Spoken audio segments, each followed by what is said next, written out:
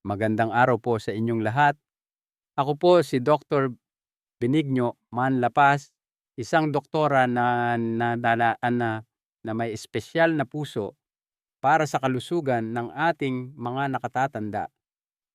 Kung kayo po ay nasa edad 60 pataas, gusto kong malaman ninyo na ang mensaheng ito ay ginawa ko mismo para sa inyo. Naranasan na po ba ninyo ang ganitong sitwasyon? Matutulog kayo sa gabi, mabilis naman kayong nakakatulog, pero makalipas ang ilang oras, bigla kayong magigising at gising na gising ang diwa. Siguro ay dahil kinailangan ninyong umihi o kaya naman ay may narinig kayong kaunting ingay. Ang problema, nakahiga na lang kayo doon. Pagod ang inyong katawan, pero ang inyong isipan ay nag-uumpisang tumakbo at mag-isip ng mga alalahanin na wala naman sa isip nyo noong umaga. Nakakainis po iyon, hindi ba? Pakiramdam ninyo ay kalaban ninyo ang sarili ninyong isipan na pinipigilan kayong makuha ang pahinga na kailangang-kailangan ninyo. Huwag po kayong mag-alala, hindi kayo nag-iisa sa ganitong karanasan at hindi lang ito gawa-gawa ng isip nyo. May mga totoong biolohikal na dahilan kung bakit nangyayari ito habang tayo ay nagkakaedad. Ang magandang balita ay may mga simple at natural na bagay tayong magagawa para makatulong. Ngayon, pag-uusapan natin ang isang napakaganda at banayad na suplemento na nagpapakita ng magandang resulta sa pagtulong sa mga taong katulad ninyo na magkaroon ng mahimbing malalim at tuloy-tuloy na tulog. At ang mahalaga, pag-uusapan natin kung paano nito mababawasan ang inyong pagbangon para umihi sa gabi. Kaya pakiusap, samahan ninyo ako hanggang sa huli. Tuklasin natin ito ng sabay-sabay. Ang unang katulong na ating tatalakayin ay tinatawag na glycine. Ano nga ba ang glycine sa simpleng salita? Isipin ninyo na ang inyong katawan ay gawa sa maliliit na block o bricks, parang mga hollow blocks na ginagamit sa pagpapatayo ng bahay dito sa Pilipinas. Ang mga blocking ito ay tinatawag na amino acids at sila ang bumubuo ng lahat mula sa ating mga kalamnan at balat hanggang sa mga hormones na kumokontrol sa ating mood. Ang glycine ay isa sa pinakasimple at pinakapundamental sa mga blocking ito. Ito ay ganap na natural at ginagamit na ng inyong katawan araw-araw para sa libu-libong mahahalagang proseso. Hindi ito gamot o kemikal na bago sa katawan. Ito ay bahagi na ninyo. Saan natin ito makukuha sa pagkain? Ang glycine ay sagana sa mga pagkaing mayaman sa protina. Makikita ninyo ito sa manok, isda, baka at gatas. Ito rin ang pangunahing sangkap ng gelatin, yung nagbibigay sa gulaman ngalog na tekstura nito. Ang sabaw ng buto-buto o yung paborito nating bulalo ay isa ring napakagandang mapagkukunan nito, kaya naman ang isang mainit na tasa ng sabaw ay nakakapagbigay ng ginhawa. Kung nakukuha naman pala natin ito sa pagkain, bakit pa natin kailangang uminom ng suplemento? Bagamat nakukuha natin ito sa pagkain, ang pagkuha ng tiyak at purong dami nito bago matulog ay may kakaiba at mabisang epekto sa ating tulog. Isipin nyo ito ng ganito. Ang pag-inom ng tubig habang naghahapunan ay mainam, pero ang pag-inom ng isang basong malamig na tubig pagkatapos maglakad sa ilalim ng init ng araw sa EDSA o sa bukid ay nagbibigay ng espesyal na ginhawa. Ang glycine supplement ay nagbibigay sa inyong katawan ng ganoong espesyal na tulong sa oras na kailangan nito para magpadala ng senyales sa inyong utak at katawan na oras na para sa malalim na pahinga. Ito ay tungkol sa pagbibigay sa katawan ng tamang kagamitan sa tamang dami at sa tamang oras. Paano ba gumagana ang simpleng blocking ito? Ang isa sa mga pangunahing paraan ay sa pamamagitan ng pagtulong na kontrolin ang temperatura ng inyong katawan. Para makapasok sa malalim na tulog, kailangang bumaba ng kaunti ang temperatura sa loob ng inyong katawan. Pansinin ninyo, mas madaling makatulog sa isang kwartong presko na parang nasa Baguio kaysa sa kwartong mainit at kulob. Iyon ay galing sa labas, pero ang glycine ay tinutulungan ang inyong katawan na gawin ito mula sa loob.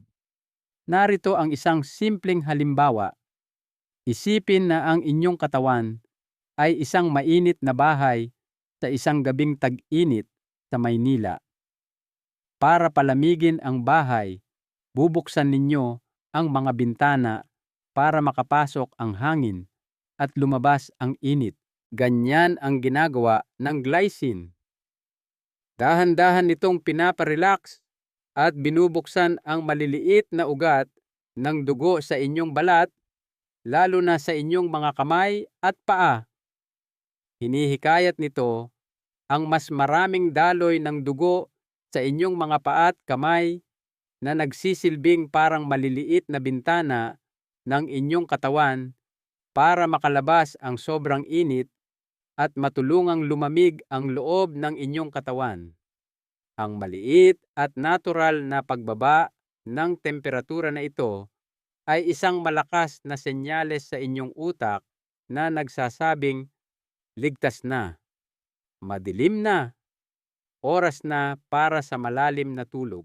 May isang napakagandang pag-aaral na inilathala sa journal na Sleep and Biological Rhythms na tumingin sa mga taong hirap sa pagtulog. Tawagin na lang natin silang mga katulad ni Nanay Maria at Tatay Jose.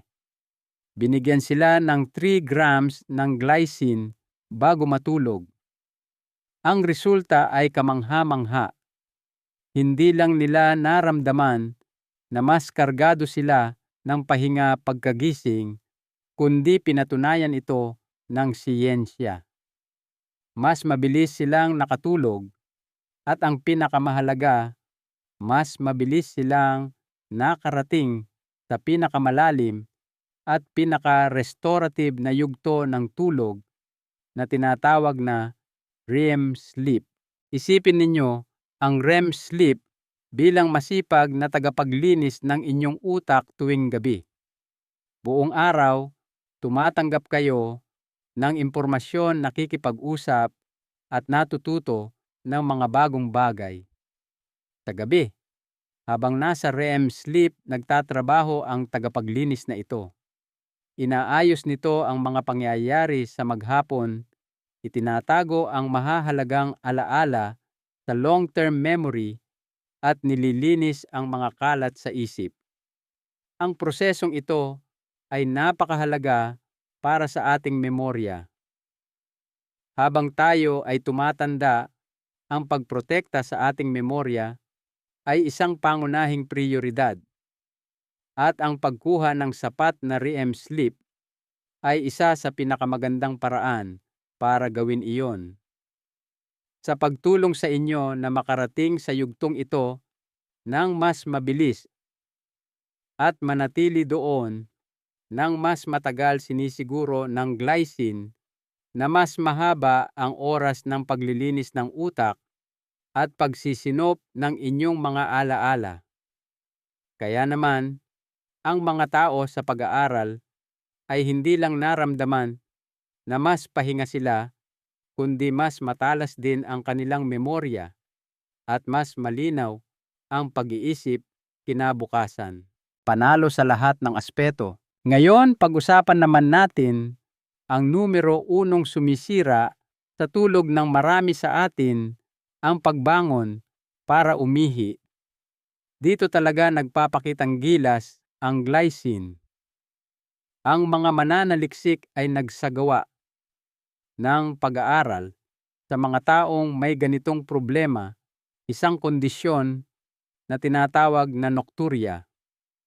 Ang pag-aaral na inilathala sa isang medical journal ay talagang kawili-wili. Sa loob ng 4 na linggo, ang isang grupo ay uminom ng placebo o asukal na tableta lang, habang ang kabilang grupo naman ay uminom ng 3 grams ng glycine. Ang resulta para sa grupong uminom ng glycine ay kahanga-hanga. Malaki ang ibinawas ng dalas ng kanilang paggising para umihi.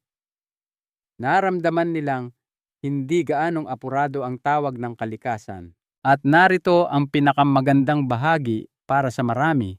Para sa mga kinailangan pa ring bumangon, tinulungan sila ng glycine na makatulog ng mas mahabang oras bago sila gisingin ng unang pagnanais na umihi. Isipin nyo ito sandali. Sa halip na magising kayo ng 2:00 ng madaling araw, paano kung makakatulog kayo ng diretso hanggang 4:30 o 5:00 ng umaga? Para sa karamihan sa atin, malaking pagbabago iyon. Iyon ay 7 o 8 oras ng mahimbing at walang patid na tulog. Iyon ang pagkakaiba ng isang araw na matamlay at masakit ang ulo kumpara sa isang araw na masigla at puno ng enerhiya. Paano ito gumagana? Hindi ito pampaihi o pampamanhid ng kalamnan. Ang sikreto ay nasa nakakapakalmang epekto nito sa ating nervous system, at kasama na diyan ang napakasensitibong mga ugat na kumokontrol sa inyong pantog.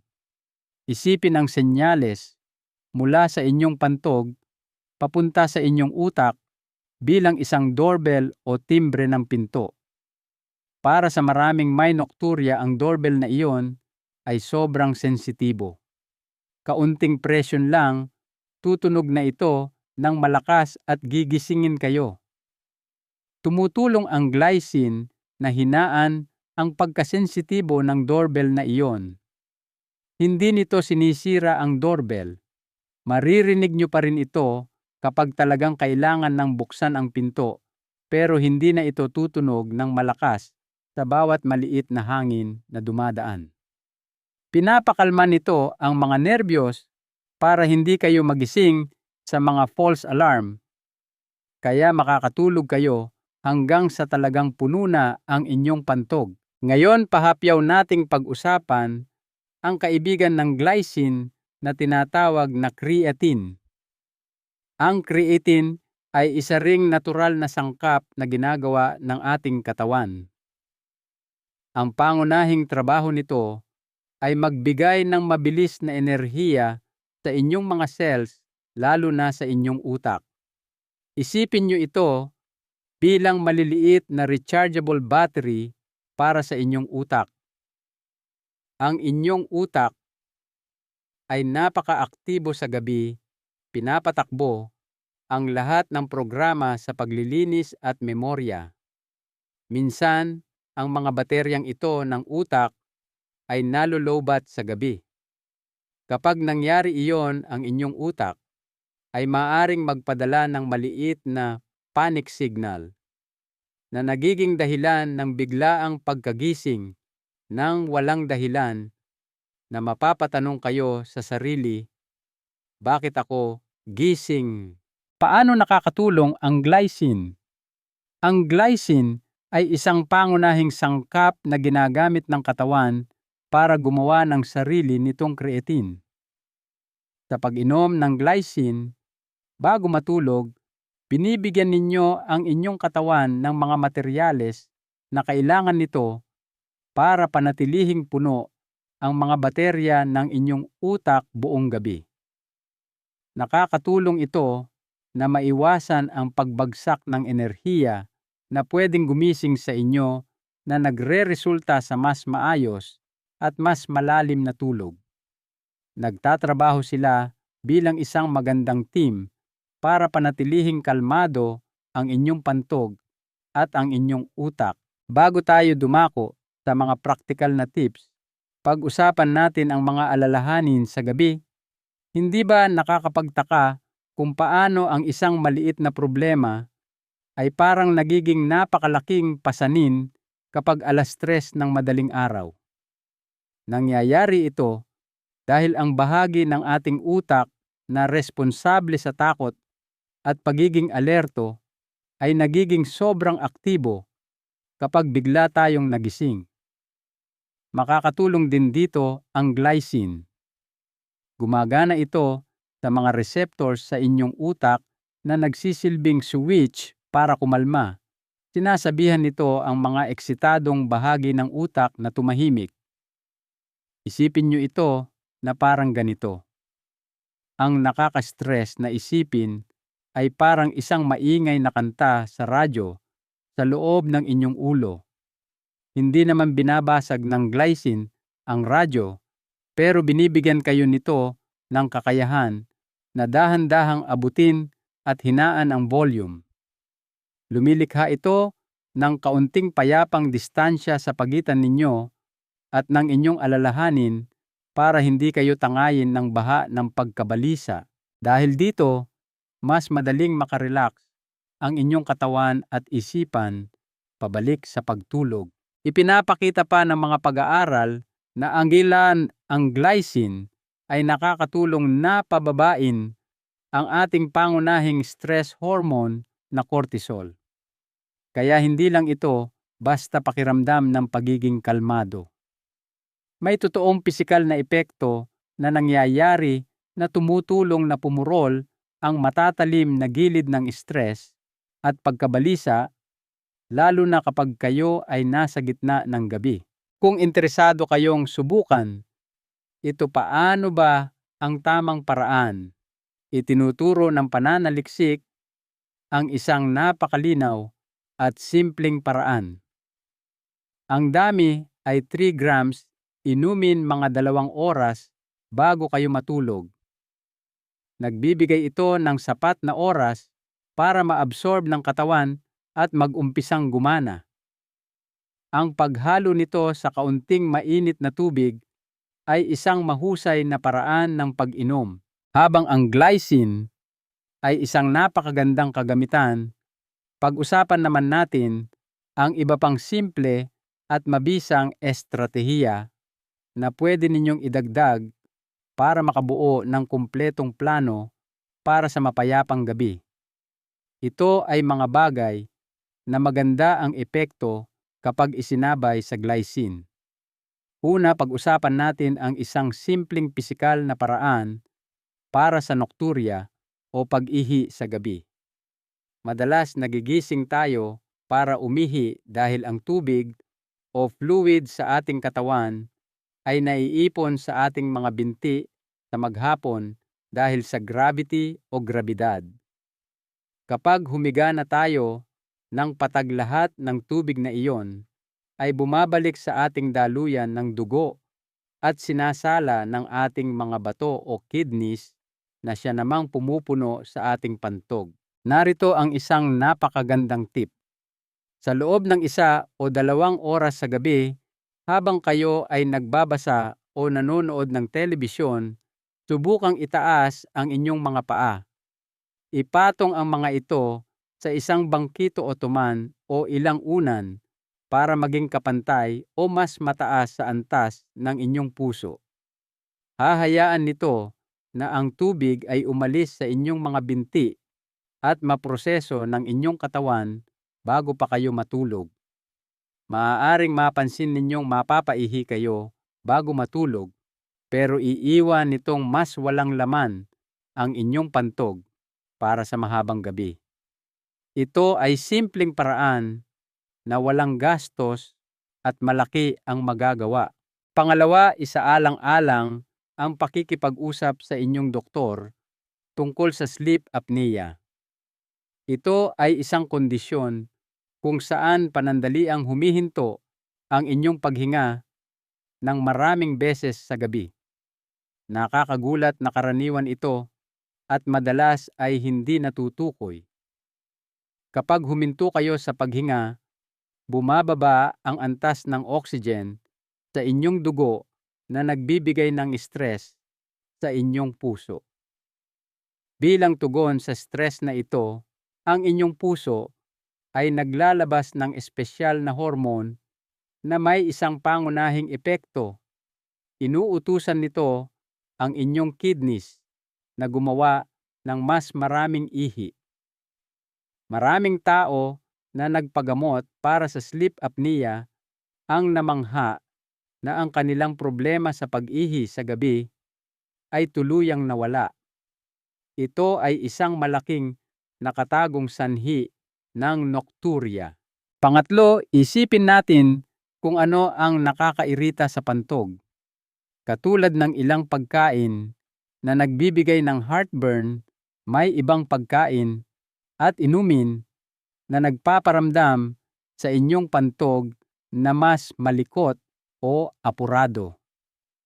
Ang mga pangunahing salarin sa gabi ay ang caffeine, kahit pa sa decaf na kape o tsaa-alak, maanghang na pagkain, at mga pagkaing mataas ang acid tulad ng kamatis o mga prutas na citrus.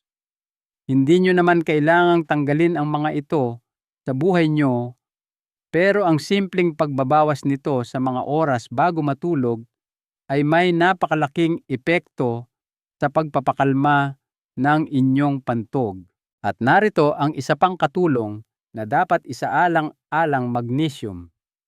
Ang magnesium ay isang mineral na kilala bilang relaxation mineral.